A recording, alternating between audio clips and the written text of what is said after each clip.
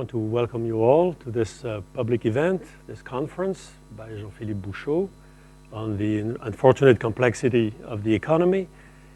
This conference is organized by the NYUAD Abu Dhabi Research Institute in the context of a larger workshop which will last for 5 days.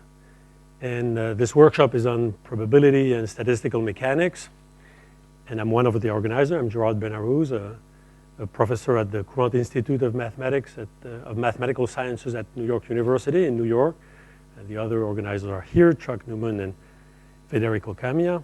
Federico is a faculty here, and Chuck is a professor at Courant.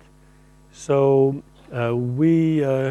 this workshop will have 2 such public events tonight, and on Wednesday night by Ken Golden, a conference on the mathematics of sea ice about climate change. So you see these 2 topics seem very different, but in fact the core tools, mathematical and physical tools, are probably not that far. So this brings me to our speaker. Jean-Philippe Bouchaud is a very prominent statistical physicist. Grew up and was educated in France, had a remarkable career at the CNRS in France and at the CEA, which is the Center for Atomic Studies near Paris, then moved on to be a professor at École Polytechnique, which is still. He gathered many honors, including the silver medal of the CNRS, which is one of the highest distinctions you get in France. And more to the point of the conference today, he founded 16 years ago now this company, this hedge fund, Capital Fund Management, with 2 other people, Marc Potters and Jean-Pierre Aguilar. This has been obviously a great success in the world of hedge funds, and their methods are based on very mathematical tools and statistical arbitrage and quantitative trading. And from this point of view, Jean-Philippe has mixed the tools coming from the mathematics and the physics he has known for a long time in this view of the financial world and of the economy that is often called econophysics. And this, so he will give us a personal view on that. And you see this little note here. It's saying that on this archive, on the web archive, QFin, Quantitative Finance, which started only 2 years ago, you already have 1,000 papers on this topic. So it's a very active topic, and I think we'll have a great personal view of this by Jean-Philippe. Good afternoon. Thank you very much, Gerard, for a delightful introduction. I'm embarrassed. And thank you very much for inviting me to Abu Dhabi for the first time, and I really hope I'll come back. So my first slide has been all explained already. If you want more information, I've quoted 2 pamphlets I've written in Nature and Physics World that cover more or less what I'm going to talk about today. So my main issue here is why and how do market prices move? Because we know that this might impact far beyond financial markets, but to also impact our own lives. So it's a crucial question in theoretical economics and finance, and the question that people ask about financial markets is, what is the information reflected by the prices of financial instrument, and thereby to what extent, if any, can markets be trusted to give the correct value of a company, for example, or of any other financial asset like oil or gold, or whatever. It's a crucial question for investment strategies, your investment strategies, our investment strategies at CFM. Is there any way to predict how prices will move in the future?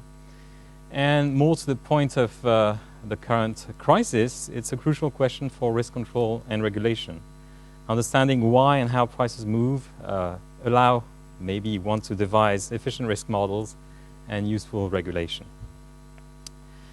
So what is the traditional answer of theoretical economics to such a question? Economics is clearly a model for human behavior. What is this model? Well, the traditional view is that agents are rational. You, me, we are able to make very complicated calculations in a non-emotional way. And markets are in equilibrium. That is, supply is equal to demand. And thereby, prices reflect faithfully the fundamental value of assets.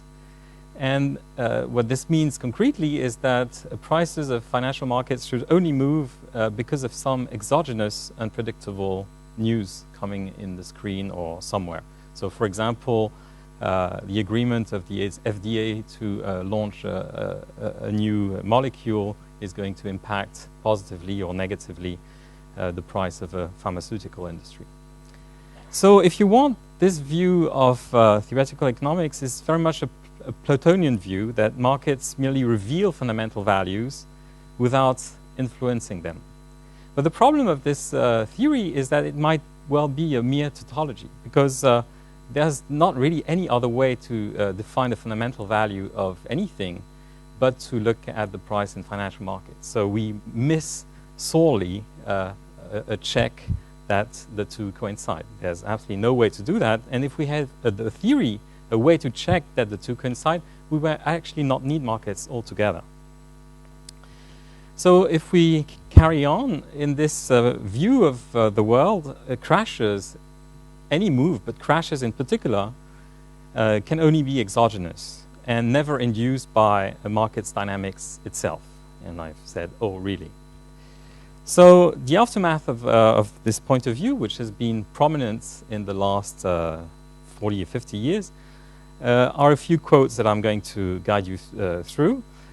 For example, Alan Greenspan, at the peak of the crisis, October 2008, declared, "Those of us who have relied on the self-interest of lending institutions, myself included, are in a state of shocked disbelief. Yes, I've found a flaw in the theory. I don't know how significant or permanent it is, but I've been very distressed by the fact." So he was not alone to be distressed, I guess. And he carried on saying, "The whole intellectual edifice collapsed."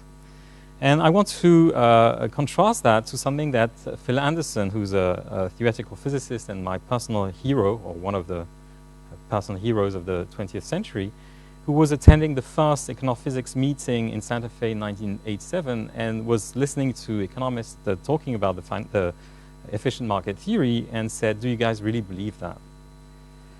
So carrying on, Paul Krugman said, "As I see it, the economics profession went astray because economists as a group mistook beauty, clad in impressive-looking mathematics, for truth." And more concerning still, Willem Beater, who was actually member of the Bank of England, wrote in an essay called "The Unfortunate Uselessness of Most State-of-the-Art Academic Monetary Economics" in March 2009, "Research tended to be motivated by the internal logic and aesthetic puzzles of established research programs rather than by a powerful desire to understand how the economy works, let alone how the economy works during times of stress and financial instability." And indeed, if you look at the simple, I've called linear models currently used by central banks, these models, they just cannot deal with crisis. They're outside the models, which is a little embarrassing. Of course, there are people who defend the status quo. For example, David Altig from the Atlanta Fed said, "I'm less convinced that we require a major paradigm shift. Despite suggestions to the contrary, I've yet to see the evidence that progress requires moving beyond the intellectual boundaries in which most economists already live."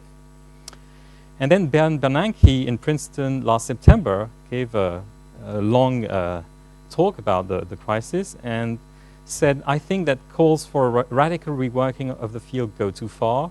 The financial crisis did not discredit the usefulness of economic research and analysis by any means." But still, a little later in this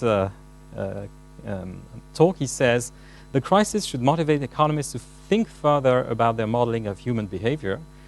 Most economic researchers continue to work within the classical paradigm that assumes rational, self-interested behavior and the maximization of expected utility," which I've told you about in the first slide. And later on, he says, another issue brought to the fore by the crisis is the need to better understand the determinants of liquidity of financial markets, the notion that financial assets can always be sold at prices close to their fundamental value is built into most economic analysis. So this is just to tell you that I'm not cheating. I'm quoting here very recent people and who I think know what they're talking about. So yes, I totally agree with the last remarks of Professor Bernanke. I think that agents, us humans, do make errors, have regrets. We are confronted to many biases, sensorial, cognitive. We have imperfect or superabundant information. We're always in urgency to make decisions. We are sometimes negligent and so on. There's a deeper problem still, which is that the problems we're confronted to can be so complex that even the best computers are not able to solve them in a reasonable amount of time. So we have to make suboptimal decisions based on heuristic rules. And what are these rules? Well, a very common rule is that we tend to be influenced by the behavior of others. We believe that they might have more information than we do. And we also are very influenced by past patterns. We think that what happened in the past might repeat.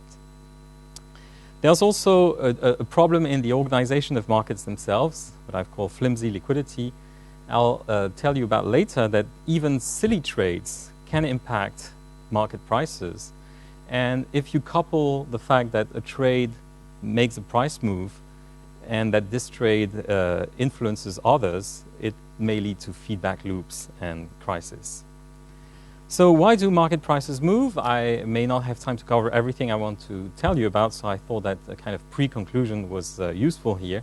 My personal conviction, based on several pieces of empirical evidence that I'll review for you, personal observations of markets over 20 years. As Gerard said, I've been fortunate enough to be at the same time observing these markets and trying to model them and think about them in a scientific way.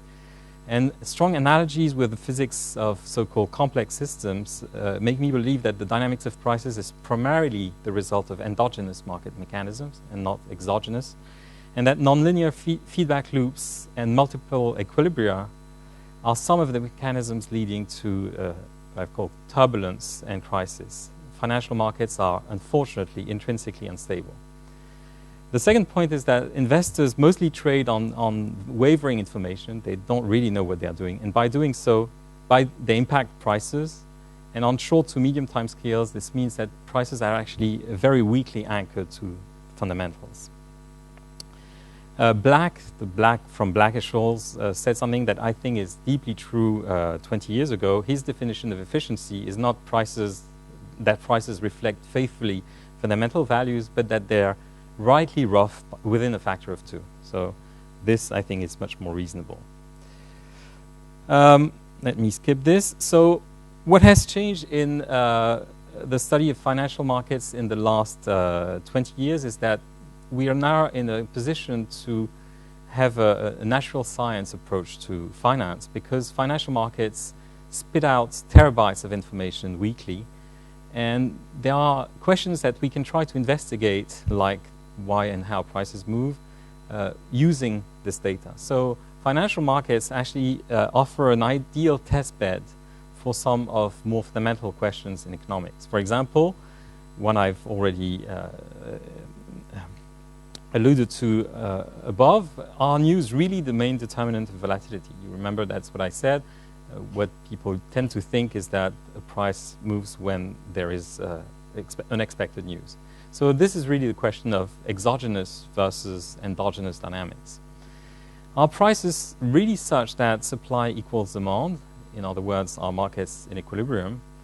And the final question I want to address from this empirical point of view is, how do trades impact prices? And that's the question of how information is included in prices. Because if we want that price move when people trade, when informed people trade, the trades must have some impact. Okay, so first question, exogenous or endogenous dynamics. So what we have been able to do is to look at the news feed, news feed that you get from Dow Jones or Reuters or Bloomberg, these news feed,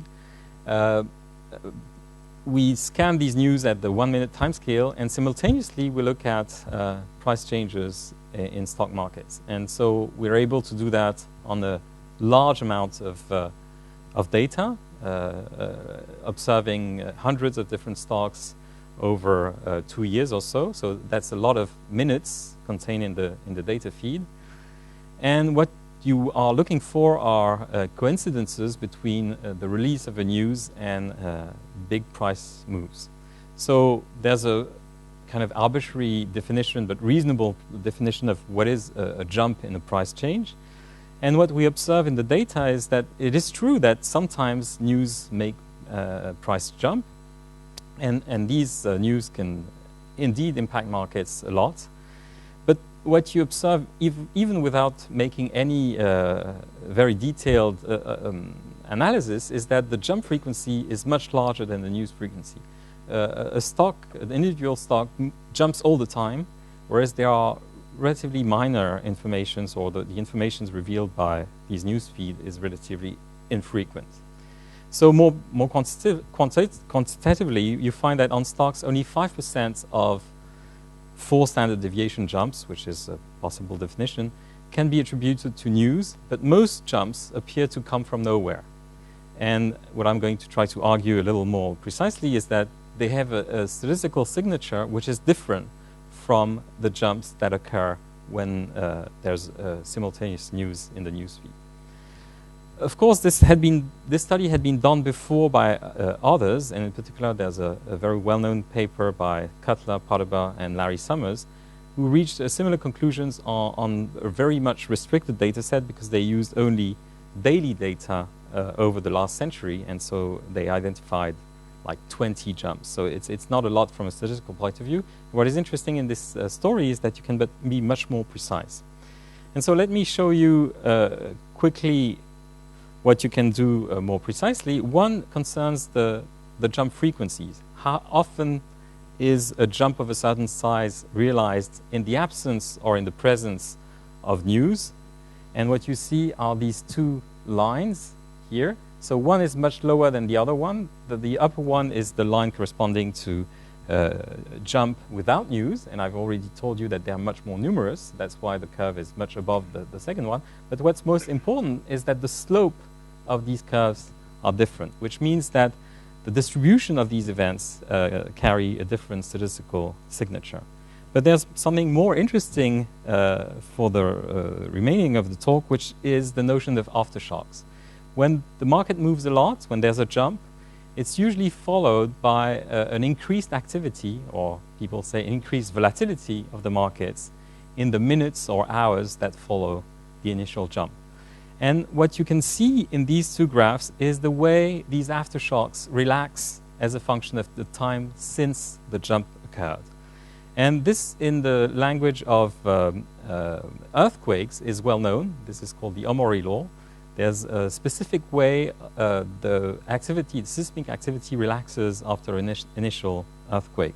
And what you see in financial markets is something that's similar, but the precise way with which the volatility, the activity of market goes down after initial jump is markedly different when the jump occurred without news or with news. So I won't go into detailed mathematical description of these curves, but they are markedly different, and maybe surprisingly at first, the way volatility relaxes after a news-induced jump is much faster than after a no-news jump. And maybe the reason for that is when there's a no-news jump, people wonder why it happened, and they remain nervous for much longer. So I've just told you about these distributions of jumps. If you look at any type of assets, when you mix everything together, jumps without news, jumps with news, what you observe is a distribution of change of prices. So here on the x-axis is the variation of the price of nearly anything you want that's speculatively traded on markets. And on the y-axis is the probability distribution for such a jump. And it's in a logarithmic representation, which means that the normal distribution on this graph should look like a parabola. And a Gaussian distribution, the normal distribution, is characterized by the fact that it has very thin tails, i.e. crashes should essentially never occur. What you see empirically is that there are these tails here, which are markedly non-parabolic on this graph. That is, the extreme events are much more frequent than you would expect, so that's well known. But the detailed shape of these tails are called Pareto distributions, and they are surprisingly universal. That is, whatever you look at, and here I've chosen the most exotic financial product you can think of. I won't even try to define it, but this is a much more complicated object than just usual stocks or foreign exchange or whatever. It is the common point with all the other assets is it's speculatively traded. And it seems that the mere fact that it's speculatively traded generates these universal fat tails. Another feature that suggests that these jumps in the dynamics of markets is endogenous is that the volatility has a very strange behavior. So what I've shown here is the amplitude of price moves in percentage points of the Dow Jones index between 1900 and 2000. And so if you look at this big blob here, it's what happened after the 1929 crisis. For nearly 10 years, the market remained agitated with daily moves on the order of 10% very frequently. But what you see is that this graph here jumps up and down all the time. Sometimes these high volatility episodes last for 10 years. Sometimes it's the low volatility that lasts for 10 years. But if you zoom on sub-periods, like between 1990 and 2000, or between 1995 and 1996, or even at finer scale, even within a day, what you see is the market is continuously alternating these periods of intense agitation and relative calm. And what is interesting about these graphs, even without doing any sophisticated mathematical analysis, is that they look alike endogenous noise in physical systems. And the point of the analogy, let me show you two physical systems where you see more or less the same thing. To the left is what one calls Barkhausen noise. This is noise generated by magnets when you magnetize them. And this is the energy dissipated in a turbulent flow. And what you see is a similar, very intermittent pattern, where sometimes jump a lot and sometimes remains quiet for a while. And the point of these two examples and any other examples is that in these physical systems, the external drive, the way you perturb the system, is slow, regular, and featureless, whereas the dynamics that is a consequence of this drive is highly intermittent and complex. So all these arguments and the fact that these observations on financial markets are universal in time, space, and assets, by which I mean, for example, if you look at wheat prices in France in the 18th century, you already see these fat tails and this clustered volatility process, which is what I've just shown you, the fact that there's alternation of high volatility and low volatility. It seems to be universal. It doesn't depend on what's traded. And so this means that there must be some intrinsic mechanism that generates such a complexity. In other words, the details evolve. Of course, the wheat markets in the 18th century and the fully electronic stock markets nowadays have changed a lot. There's no question about that. But it seems that as details evolve, the main features remain. So I think that there's a strong case here to think that endogenous dynamics is might explain why we see all these irregularities and might be a solution to what economists call the excess volatility puzzle. Because something that's known for a long time is that if you believe the efficient market story that I told you at the beginning, actually there's an immediate problem, which is the size of the daily market moves. If you really believe that prices reflect fundamentals, prices should not vary that much in the first place. So the reason they might have changed that much may be due to the fact that the mechanism that make them move has nothing to do with fundamentals. So that was the first question with a possible empirical answer. Are mu's the main determinant of volatility? Probably not. The second is, are prices such that supply instantaneously equals demand? How fast information is included in prices? And so again, ultra-high frequency data allows one to understand the microscopic of order flow and the intimate processes by which price appears in markets. And in particular, what you can do using high-frequency data is to identify every order in the market, every order that leads to a transaction, and you can in particular distinguish buy orders from sell orders. So it's a little, it would require a little bit of explanation here, because by definition, a transaction, there is a buyer and a seller. But in a sense, you can distinguish transactions that are initiated by a buyer, which means that the buyer was more impatient than the seller, and transactions that are initiated by sellers. So in the traditional story, you would expect that because news arrive randomly, people are buyers, then sellers, then buyers and sellers in a completely random way.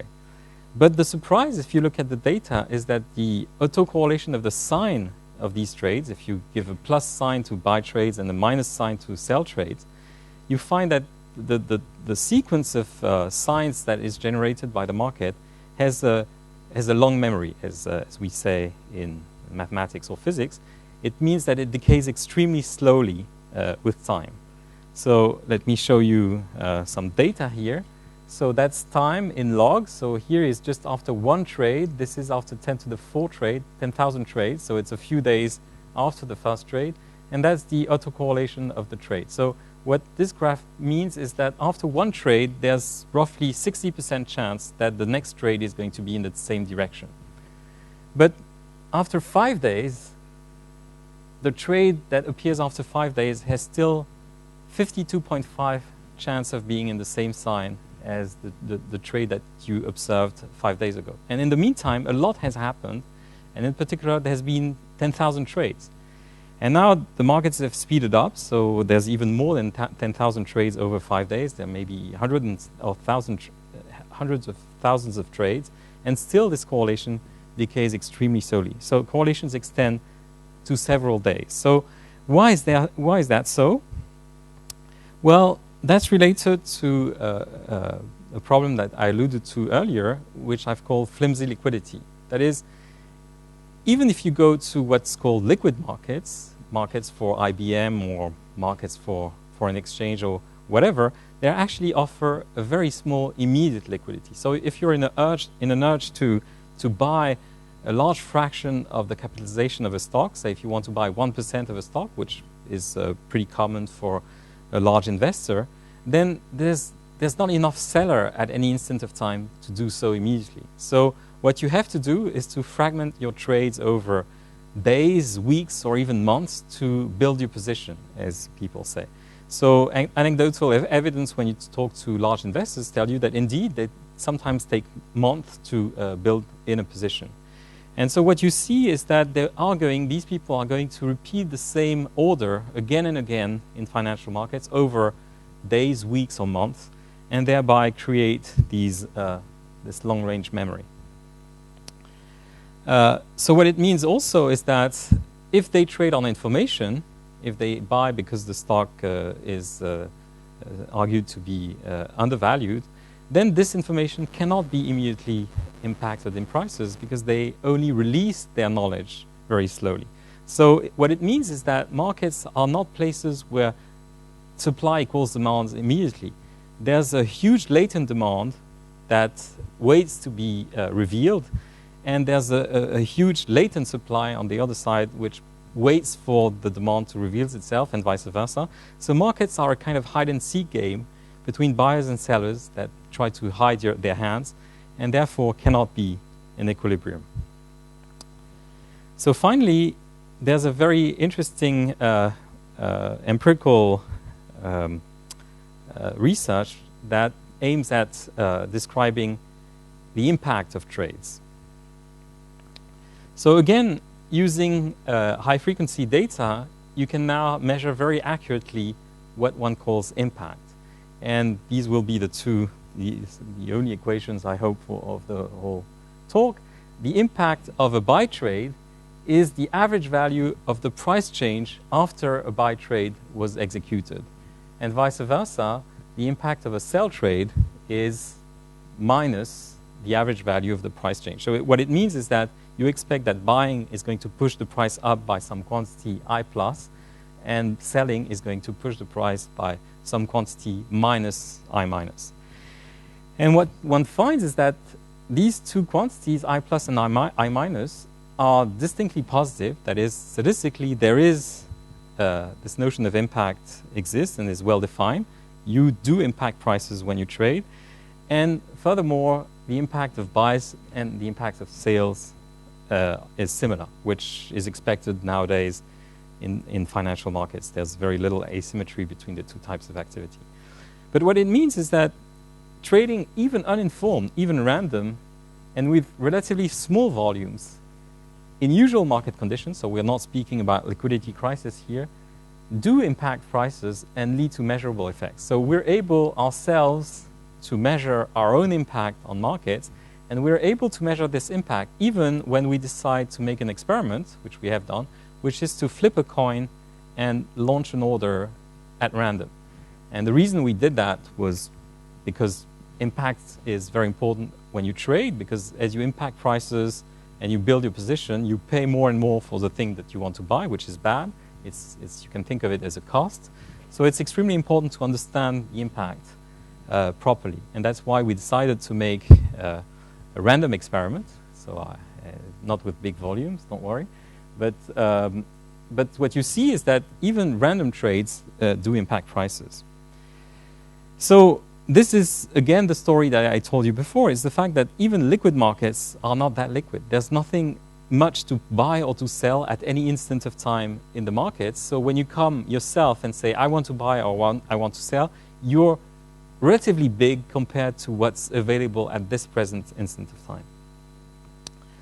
So what is impact? Well, if you remember my efficient market story, their answer is yes, there must be impact because informed traders successfully forecast short-term price movements and trade accordingly. So there's a smart guy out there who who knows because he has some information that the price is going to go up, and so he's going to buy. And so if you measure a correlation between price changes and sign of trades, you are going to see something, but it's just the mere reflection of this self-fulfilling prophecy, in a sense that the guy knows that the price is going to go up and he trades. But in this story, uninformed trades should have no impact. If you trade randomly, you have no reason to change the fundamental value, and so you shouldn't have any impact. Of course, this is hard to believe because in markets, there's no easy way to distinguish informed traders from non-informed traders. There's no flag saying that the person who's trading right now has more information or is plausibly more informed than others. The trades are anonymous. And so what it means is that all trades statistically must behave in the same way. And so if there is some impact, it must be statistically the same for all trades. And the reason there is impact is that other agents seeing someone buying or selling know that there's going to be a lot of noise, there's going to be a lot of people trading for no deep reason, but they also fear that there might be people trading for good reasons. And because of that, the price is going to adjust because of this fear of some information. The problem is that, you see, this scenario is very dangerous because it's a mechanism for feedback loop and avalanches. If there's no information whatsoever in the trades, but others think that there might be some information, it's a potentially unstable situation. So, I told you earlier that trades are highly correlated in time. So it means that if I see a buyer coming now, I know he's going to still be around statistically in the days to come. And I've also told you that trades impact prices. So naively, there's a paradox here, because I'm telling you that it's very easy to guess whether there will be more buyers in the future than sellers. And I also tell you that these buyers will impact prices. So I should be able to predict in 5 days from now if the price is going to go up or down based on the analysis of the sign of the trades. But this is not true. It is indeed true that the sign of trades is easily forecastable, but the sign of price changes is not. And there is a very interesting story behind this, which I don't have time to enter, but the reason why the price dynamics is unpredictable results from a very subtle balance between two types of people in the market. People that I've told you about, what I've called liquidity traders, they believe that they have some information, but they have to trade incrementally, and they create trends. If nothing else happened, they would, as I just said, buy and buy and buy, and then have the price go up. But on the other side, there are people called liquidity providers that make money on the fact that there's a little difference between the buy price and the sell price, and they try to make money out of this so-called spread. But they're very fearful that other traders may have some information, and so as soon as the risk appears to increase, these liquidity providers leave the market like birds on the wire. And so you should think of markets as a kind of dynamical equilibrium between these two forces, liquidity takers that create trends and liquidity providers that quench these trends. And so it's a little bit like a tug of war. So usually it's stable because the two forces are comparable, but sometimes one side yields. And this leads to things like we've seen the 6th of May, that is flash crashes, micro liquidity crisis, where everybody disappears from the market. And this leads to a jump in the price, which might be the reason of all these small endogenous jumps that one sees. How long do I have? Okay. Good, so I've been a little faster than expected. Great. So let me explain to you how impact can indeed create feedback loops, in particular when there are models that people use to decide how they're going to trade. And one pretty well-known example is the case of portfolio insurance and the 1987 crash in the American stock market. So for those of you who remember, October 1987 witnessed the largest crash of the order of 22% in a single day. And there was no real reason for such a crash. So what happened? Well, what happened is that the story is a little complicated, so let me try to make it short. That people can buy insurance against the fall of markets. If you're afraid that that your savings would disappear in case of a crash, you can always buy what's called an option, which is exactly an insurance that tells you that even if the market goes down below, say, 1,000, if it's today 2,000, I'm picking up average numbers here, you'll never lose more than 500, say.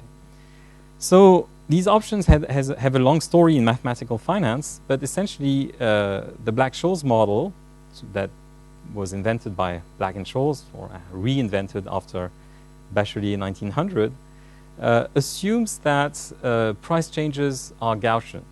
And if you remember, I've shown you graphs to show you that this is very far from truth. In a Black-Scholes Gaussian world, there would be no crash at all. And the Gaussian statistics is so special that in the theory of Black-Scholes, the seller of an option, the insurer, can actually buy and sell the object on which he issued an insurance in such a way that the insurer takes no risk. So that's called perfect replication. So this existed in the literature since the 70s. And then people thought, well, if it's possible for the insurer to follow a perfect replication strategy, maybe we don't need the insurer at all. Maybe we can just follow the strategy he would use, and then we kind of have a replica of the insurance contract just by buying and selling, as Black-Scholes says. So basically it means, well, forget buying a true insurance, protecting against the fall of the market, just follow the replicating strategy that Black-Scholes gives you. And to make a long story short, this Black-Scholes strategy essentially tells you, well, sell when the market goes down. But there is impact. And what happened in 1987 was the following. A company called LOR, in which one of the well-known founder of option theory was a director, these guys were providing this automatic formula of Black-Scholes to help people insuring their portfolio without true insurance. So that's the strategy called portfolio insurance. And believe it or not, but in just before the crash of 1987, $80 billion were insured that way. That is, bypassing buying a true insurance, just following the replicating strategy. And at the time, the daily market liquidity was $5 billion exchange per day. This has more than increased 10 times since then, but at the time it was $5 billion. So $80 billion versus $5 billion, something I didn't say in detail here. I was quoting an order of magnitude.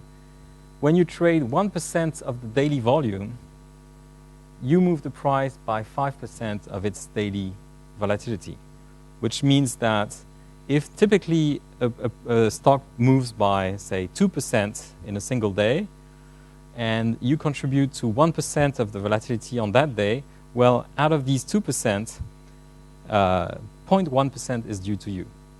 So, of course, you might ask, well, that doesn't add up. If I make 100% of the daily volume, I should move it by 100% of the volatility. But actually, this law is nonlinear. It bends down. And second, trading 1% is in a regime where one can measure things. Trading 100%, of course, nearly never happens, except on these occasions. Because you see that if by accident the price starts moving a little more than usual, it could well be that 10% of this 80 billion needs to be sold on the markets. That is, $8 billion arrive, and they must be executed very quickly, because in the Black-Scholes model, you also have to do that in continuous time, as we would say in mathematics. So you have to do that quickly.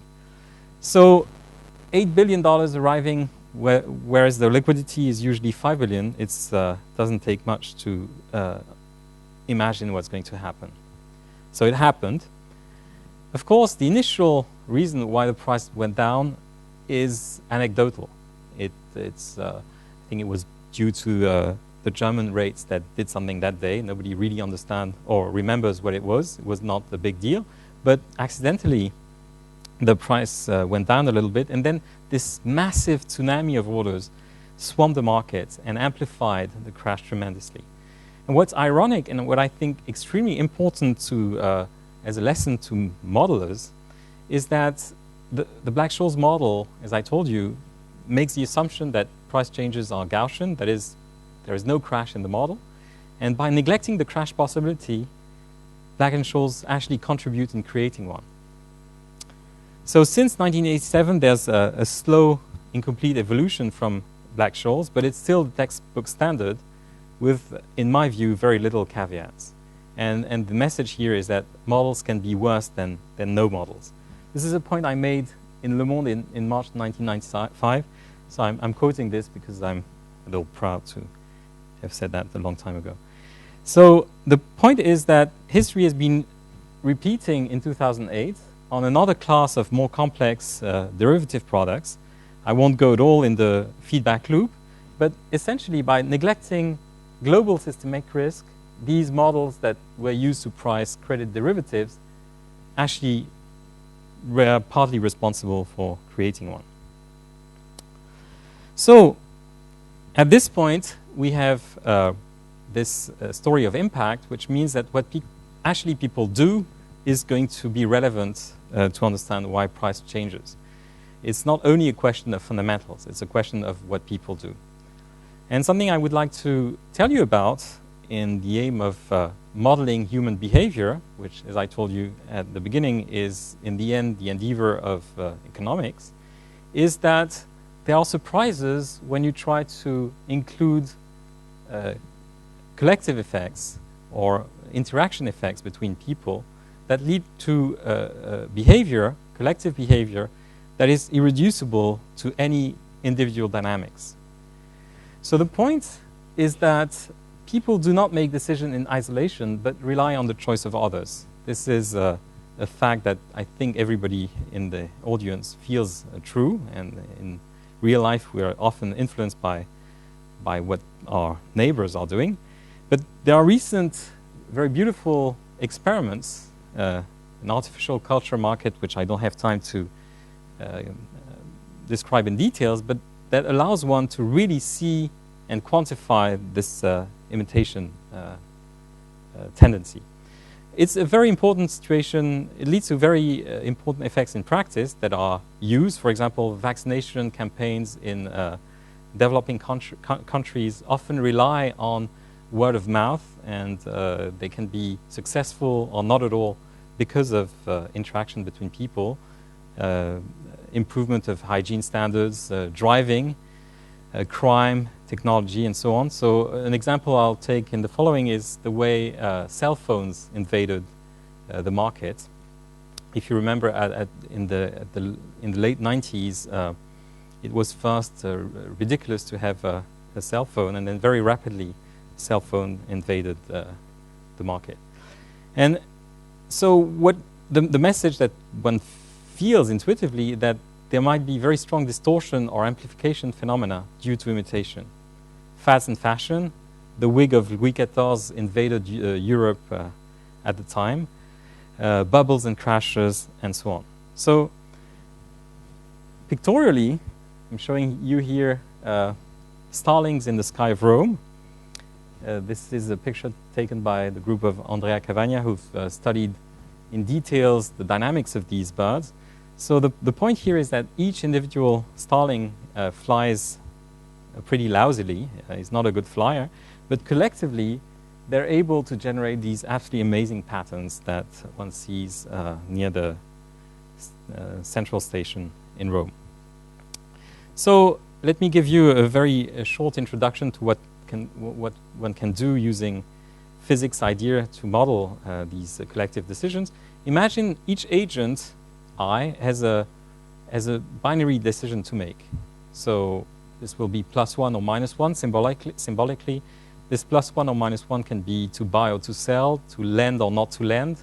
This was the problem in 2008 when the crisis hit. To join or not to join a riot, to vote left or right, to vote or not to vote, and so on. So there's a lot of situations where the decision is binary. It's not a continuous variable. You either buy a computer or you don't buy it. You don't buy half a computer. So what's important to understand at the level of policy making or commercial policies is the aggregate behavior, is the sum of the behavior of each individual. So it's this average here, sum of SI divided by the number of agents.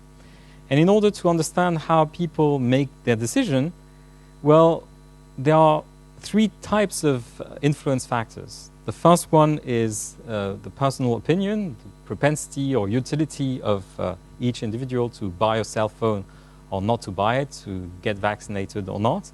And this, we know, is going to be heterogeneous. Populations, we humans, I think, are marvelous people because we're all different. And so we have to take this heterogeneity into account into the modeling. It's very hard to imagine that a model where everybody is the same has any chance to work. The second factor is what I've called here public information. This might be the price of cell phone. The higher the price, the less prone one is to buy. The level of technology, again, in the case of cell phones, in the 90s, the early cell phones were pretty crappy and it was hard to use them. So one had to wait before the technology went a little better to decide to buy it. It can be just zeitgeist, just the spirit of times. But one expects that this public information is usually smooth in time. There's, of course, there are sometimes technology jumps, but let's assume for the sake of the argument that this public information, the average propensity of people to buy or to sell is something that evolves with no shock.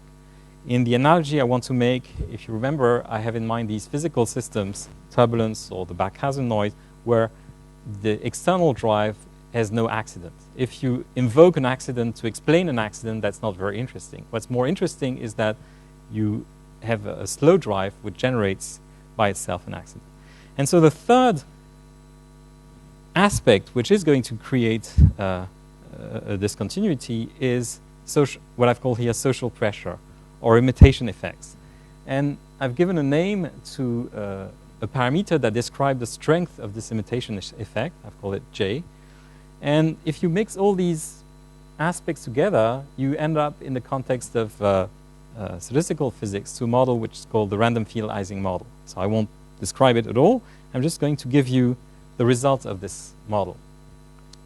So on the x-axis is this public information. Think of it as technology level of cell phones.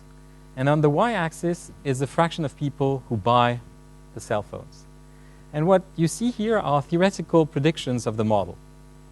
And there are two cases that appear in the solution of the model. One is when imitation is small enough, when people disregard what other people do and just act on their own. And if they act on their own, as technology improves, more and more people are going to buy a cell phone, but there's no accident in the blue curve. It just describes the heterogeneity of people. Some people buy it early because they're fond of technology and so on, and other people buy it late because well, they don't care about having a cell phone or it's too expensive or whatever. But if you increase the imitation parameter beyond some threshold, then the blue curve is completely distorted, and instead of being a continuous curve, it becomes a discontinuous curve, which is the red line. So at first, because nobody buys, and then at a critical time, when technology just raises beyond some threshold, which is kind of arbitrary, anecdotal, then because everybody starts buying, and the demand jumps suddenly to 1.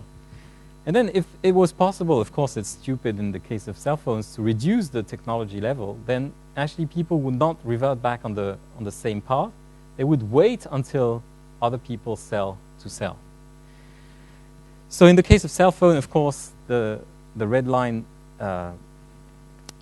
you can only see it one way and not the other. But in the case of financial crisis, for example, you can transpose this into average optimism as a function of state of the economy, say. And what you see is that if people were not imitating each other, so we would be, in the case of 2008, on the descending path, then as more and more bad news pile up about the debt of banks and the state of the economy, it could have been possible that the stock market adjusts progressively and smoothly goes from high valuation to low valuation. But you see that if optimism is maintained because everybody's optimistic, and this was pretty much the case before 2008, then something very different can happen, which is that optimism is self-sustained for a long time before becoming unsustainable and crashing down. So I've said nearly everything here. When J is less than J, say personal choices dominates. When J is greater than J, say herding dominates. And around J, say the dynamics is occurs in avalanche. So there's avalanches of sales and so on.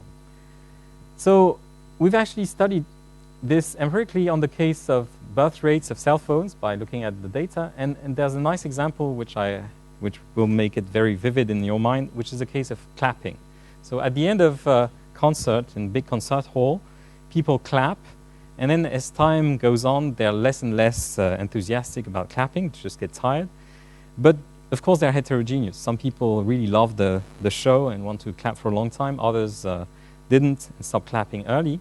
And it's very often that in concert halls, you really don't want to be the last one to clap, so you listen to the sound created by people clapping. And this is exactly this aggregate behavior. And if you're too sensitive to what others do, clapping will stop discontinuously. And if you don't really care about what others do, that tends to be the case more in Anglo-Saxon countries than in Latin countries, the curve is continuous. And this is something that you can test. We had data coming from recording the end of concerts. It's not easy to find because usually the sound engineer back fiddles with nobody's interested in the end of clappings except crazy scientists. So it was not easy to find raw data on end of clappings, but what you see on this data is pretty much something that's compatible with this picture, with, of course, more quantitative stories that I didn't give you. So let me quote a sentence that I've stolen from a European proposal, which I think summarizes what I want to say. The main problem with the current theories is that they are based on the idea that micro and macro behavior should coincide. Crises are expected to require aggregate shocks, while in reality small local shocks can also trigger large systemic effects, like the subprime market represented only a small fraction of the global credit market and yet started a global crisis. Okay, so I'm going to finish soon. How many minutes? Oh, fine. So what physics and science of complexity have to contribute here is that we know from the study of these complex systems that I've alluded to, in particular what people call spin glasses in the context of physics, that a system such that its individual elements are both heterogeneous and interacting, or competing if you want, has generically a large number of very interesting properties that we feel will be relevant to model the economy. They have multiple equilibria. Actually, there's an exponential number of equilibria. There's so many equilibria that the system doesn't know which one to choose. The dynamics of the system is intermittent. It stays a long time in one of these equilibria and then suddenly shifts to another one with no real reason, with long stasis in each of them. And there's also a property which I like a lot, which I've called here critical fragility to external perturbations, which is the fact that dependent on the detailed value of the parameters, an equilibrium can exist or disappear. And this is very interesting and very nonlinear and leads to a lot of effects that are out of reach from traditional models of the economy. In these systems, generically, more efficiency, in the sense of economists, also lead to more vulnerability. That is, one approaches this fragility, the more the system is efficient. And that's also a very interesting concept, that making the system more efficient also makes it more vulnerable. So let me conclude. I've tried to convince you that markets are complex systems made of heterogeneous interacting elements, which in itself is enough to generate rich endogenous dynamics with intrinsic discontinuities and intermittency. Feedback loops and instabilities are numerous in markets and are probably at the origin of excess volatility and market turbulence. So I've listed a few of these unstable feedback loops that I've told you about. So there are model-induced feedback loops. I've told you about the Black-Scholes feedback loop. It's very striking that by very modeling the markets, you introduce reasons for it to be unstable. The credit derivative feedback loop in 2008. There are regulation-induced feedback loops that I haven't had time to talk about, but if the regulator wants you to what's called mark-to-market your portfolio, that is, the value of your portfolio is given at any given day by the market. And this leads to interesting unstable feedback loops. I've told you very quickly about the liquidity feedback loop. I've told you about pattern followings. Trends feed on trends. I've told you about crowd following. Panic feeds panic. And that was the last example where interaction leads to these discontinuities. So traditional economists would say, well, normally there's arbitrage. If the market goes astray and if the price given by the market is not the value of the fundamental, then arbitrageurs should come in and close the gap between the two. But actually, if you really try to understand what that means, it's a total myth because nobody knows what the fundamental price is. So since the best you can do is to take seriously what others do to some account, It's just this argument that arbitrage is going to come in and make the price efficient, I think is totally baseless. In my view, again, this is a personal shortcut if you want, but to a first approximation in financial market, nobody knows anything. It's a little bit like Moliere's doctor. They all claim they know, but they really don't really know.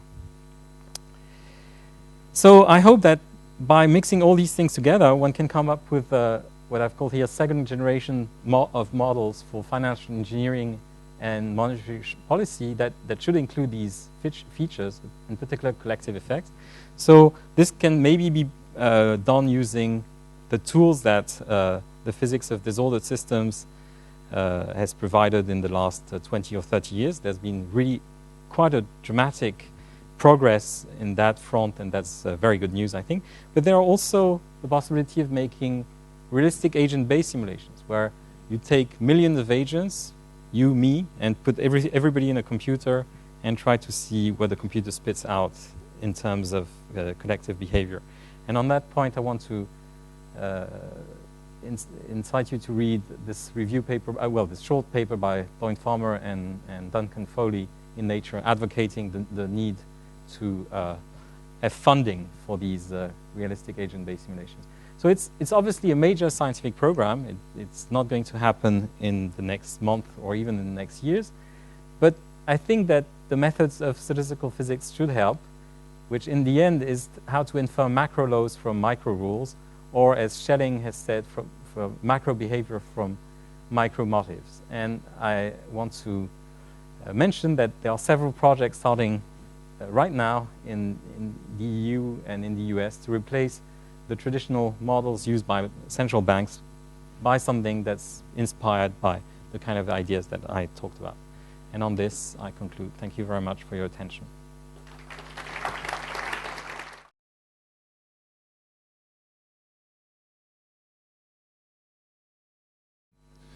So, if I understand correctly,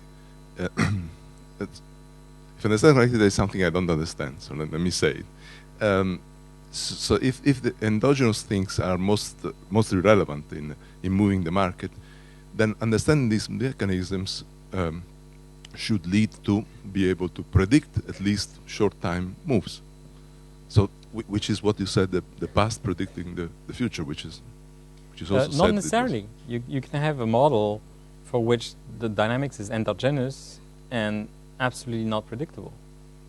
You know, if by the rules of the market itself you generate something that's complex enough, it's going to look unpredictable, but it will have nothing to do with fundamentals.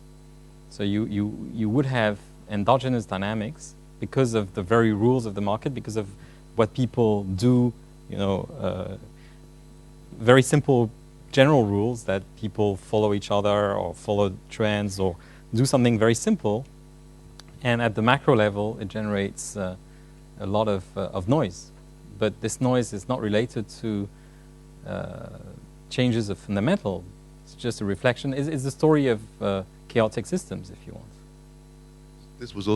This would also make these last projects useless. No, because it depends what you mean by predicting. And I think that in any case, predicting a probability distribution and predicting that there are things that you can't predict is much better for policy making than predicting something that you tend to over-focus on. I mean, policymakers, they want, you know, hard numbers. And they think that because some scientists came up with the hard number, they can make this decision safely. I think that's a wrong impression. I think that it's much better to say, well, you know, we don't know. That's at least something better than, you know, think that you know. Thank you very much indeed. Very excellent and insightful, really. You haven't mentioned Noel Robini, who is one of the...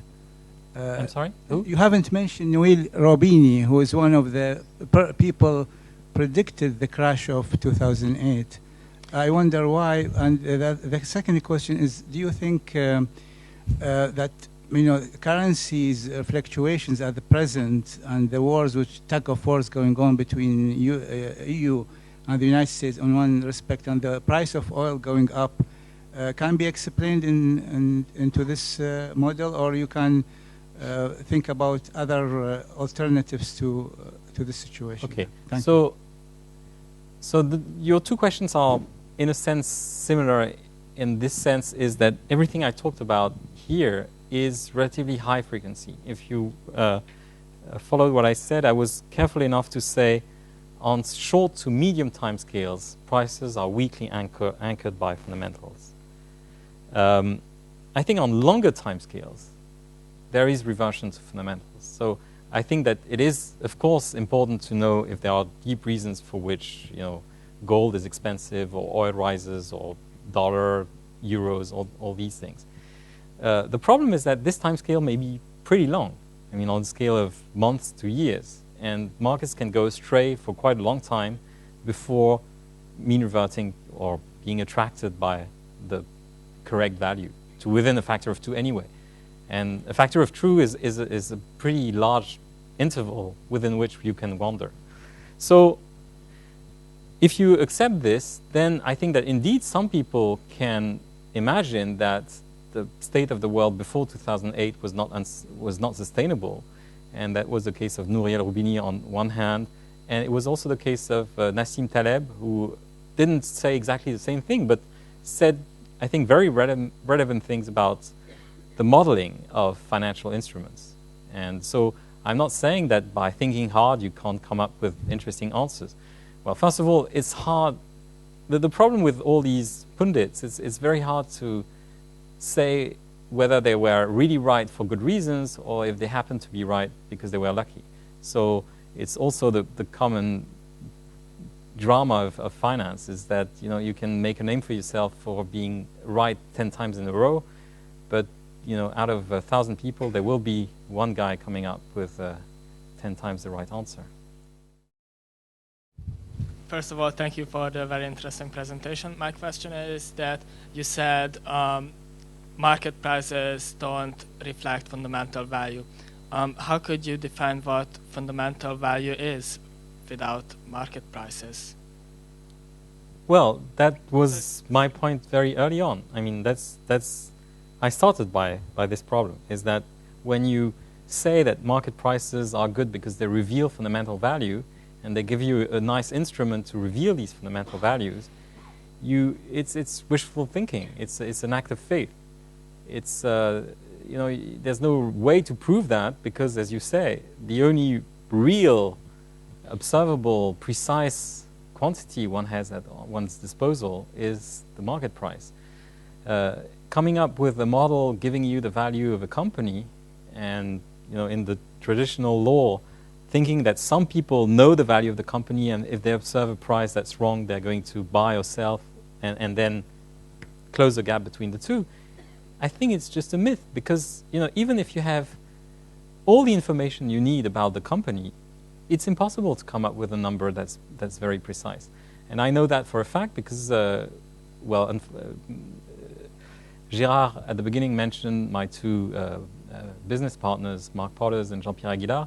And unfortunately, Jean-Pierre Aguilar killed himself in a glider accident in 2009. So we had to go through the valuation exercise of the company. And obviously, we're the best insider to that company. We know everything about the company. But still, we took two different external advisors to price the company, and they came up with numbers that are literally within a factor of 2. It's just impossible to value a company precisely. There are just too many unknown unknowns, as became fashionable to say, to be sure what a company is really worth. So I think that's why there's so much space around this notion of fundamental value. When people talk about fundamental value in economics, it's very strange because they never speak about error bar. As a physicist, you would like to have a notion of uncertainty or error bar around something.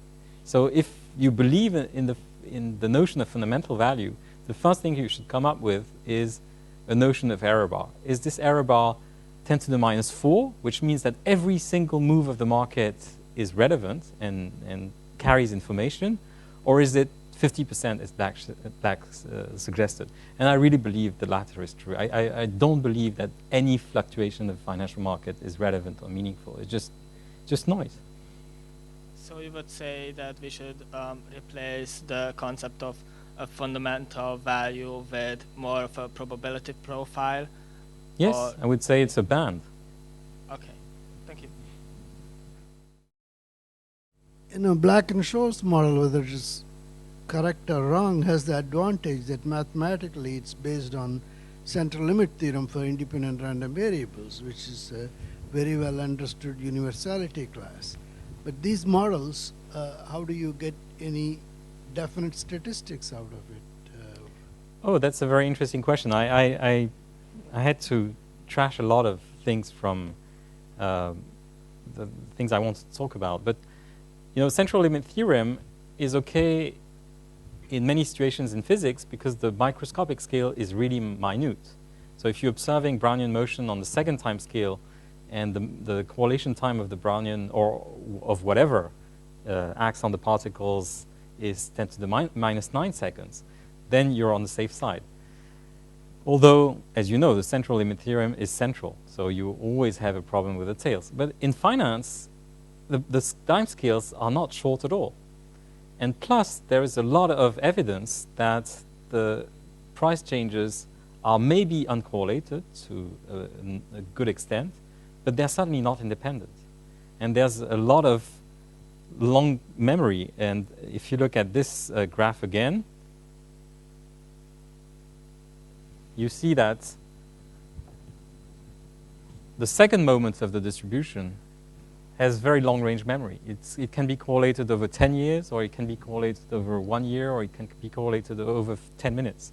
So actually, models that represent this type of time series, you can build, and one beautiful class of model, I think, is the multifractal construction of Mandelbrot and also Bakry-Musi-Delour. You have multifractal random walks that have characteristic of being both uncorrelated in terms of increments. You cannot predict anything, but highly correlated in terms of higher moments. Thanks a lot for your excellent presentation. Going through your comments, I believe that you have a very clear view of what happened during 2008 and how the values came down at the end of March 2009. And the exact question is that, you know, would you like to predict the time scale or the longevity of the current global bull run that we are in? And I don't know Yeah, if you I think I would be much more humble than that. I wouldn't say that, you know, I understand at all in details what happened. I think that it's one thing to understand what can happen, and it's very different from you know, the range of things that can happen than to be able to predict one particular trajectory within the ensemble. I think that one of the tasks of modeling, even if it's not predicting a precise trajectory, is at least allowing you to encompass all possible, well, the largest number of possibilities. I think the number of unknown unknowns, or the number of black swans, as Nassim Taleb would call them, should be reduced as much as possible by modeling. I think it's never going to be possible to remove all these black swans from reality, but I think that there's a long way to go before we can claim that we can't do better. I think there's a lot of models out there that are just silly and so naive that you know, we shouldn't accept that they're around. In the pharmaceutical industry, in the nuclear industry, there's a lot of people trying to impose regulations that would never accept some of the things that happen in the financial world. And I think that's a lack of modeling also. Are we in the middle of a global bull run? Or at the start of it? This is beyond, again, I'm sorry, I would love to answer your question, but I think this is beyond my ability to answer. So there was a question here. I'm interested by structures more than by realization of these structures. Thank you, Professor. I had a question for you. Since you said that it's very hard to define fundamental value of a product and group behavior becomes more and more important, do you think that there are some special factions on exchange market who create panic on purpose? And if there is such a speculation, as a manager of a hedge fund, how do you deal with them in order to prevent this? It's an extremely relevant question. Well, first of all, when I heard your question, I was thinking that, all this is not that new in the end. Keynes in the 30s already anticipated a lot of these ideas. So I think it's too bad that Keynes got forgotten and that a lot of people started speaking about efficient prices and rational agents and all that stuff. But coming to your question, I think that's what you learn by looking at impact. And that's exactly what happened on May the 6th, is that it's actually very easy to destabilize markets. And so there is indeed concern about terrorist attacks on financial markets. People could, if they're willing to spend, well, okay, not a ridiculously small amount of money, but, by some standards, not such a big amount of money, to destabilize markets on purpose. I think that what happened on May the 6th was that there was a kind of fat finger of a guy trading large amounts without looking very closely at what he was doing, so he didn't do it on purpose, but it was not such a big deal in the end. The problem is that, as I said, on any given instant of time, there's not so many people around in the market buffering the supply and demand. And so, yes, I think it's pretty much a concern that regulators have in mind, that liquidity is fragile. It has to be organized in the best possible way, and it has to be resilient. And I think that May the 6th, the flash crash of May the 6th, is a very interesting wake-up call to say that the way liquidity is provided in financial market may not be efficient the way it is. But the point is that it's not that easy to come up with answers. It's, I don't think that people saying, oh, we should just, do this or do that or put a Tobin tax. Or I think that these systems are very complex, and there's a lot of unintended consequence if you make a regulation that's not adapted. How do you personally help your clients? I'm sorry? How do you help your clients then? Because you have a fund, right? Yes. A management fund.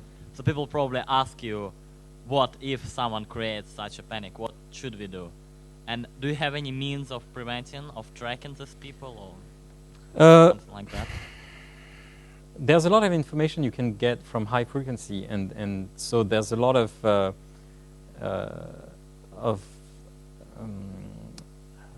safeguards that you can implement in your trading algorithms that take into account this high frequency activity. The problem is that by doing so, you might contribute yourself to the panic. And I think that's exactly what happened the 6th of May, that people who monitored very closely what's happening on high frequency, at one point, it becomes so risky in their measures that they just decide to walk away from the market, and that makes the problem even worse.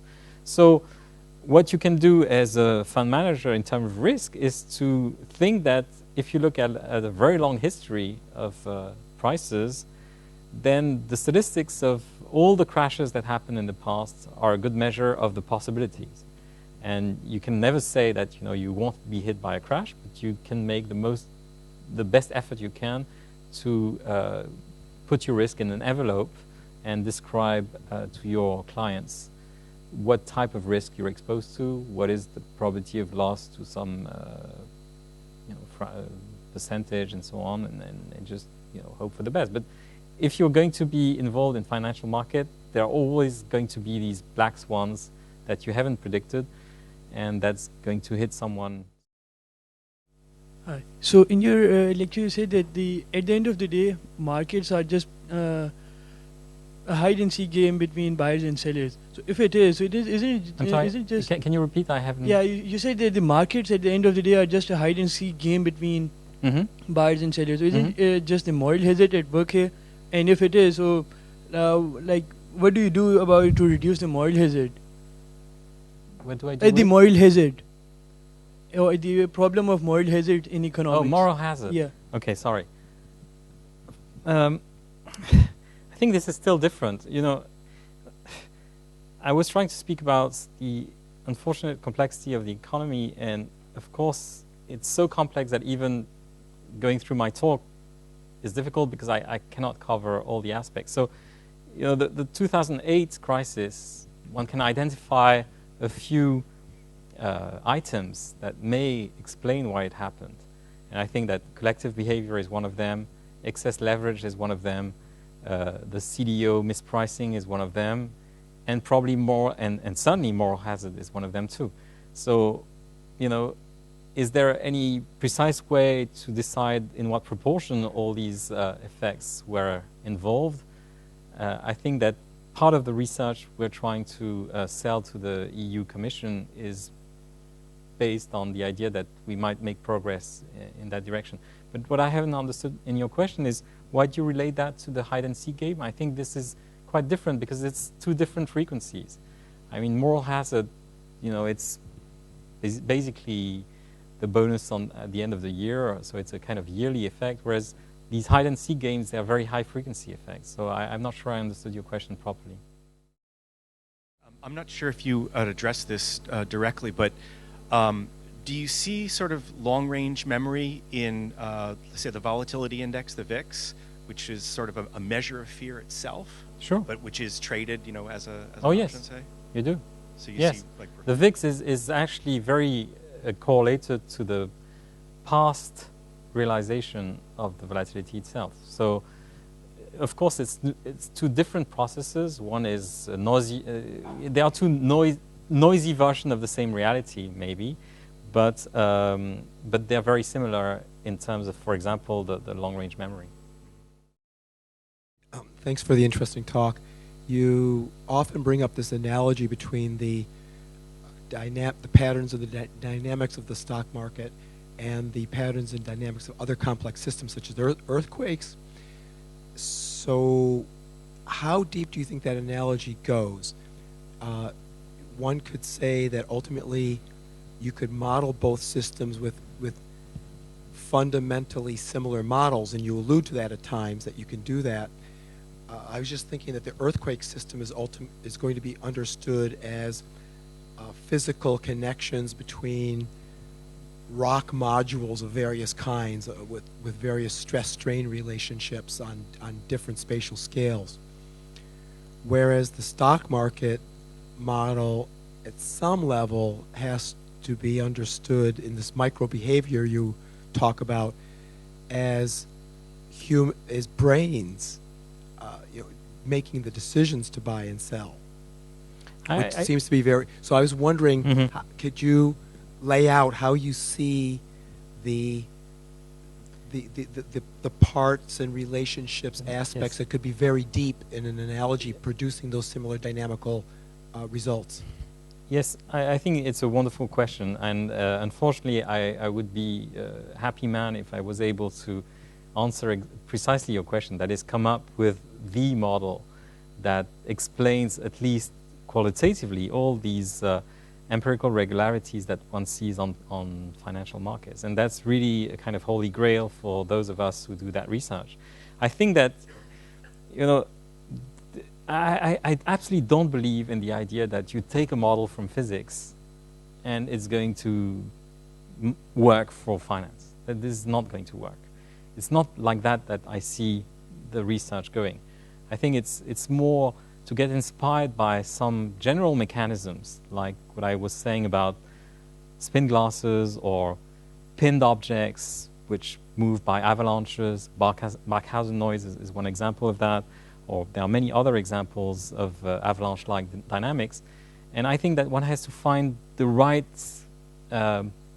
formulation of the problem that makes sense from the point of view of financial markets, and which would, you know, have the mathematical model would have embedded in it these ingredients that lead to avalanche-like dynamics. And, you know, I have vague ideas of how to do that, several vague ideas that are different themselves, and for the moment, I can't write down the model. And it's at the same time very frustrated and very exciting. And what is exciting is that there is data. And so if you make a prediction, there's quite a lot of things that you can test against data, especially because of high-frequency data. If you come up with a mechanism that hinges upon what happens on the high-frequency scale, that is on, you know, single trades and so on, then it better be good, because there's a lot of data to falsify it.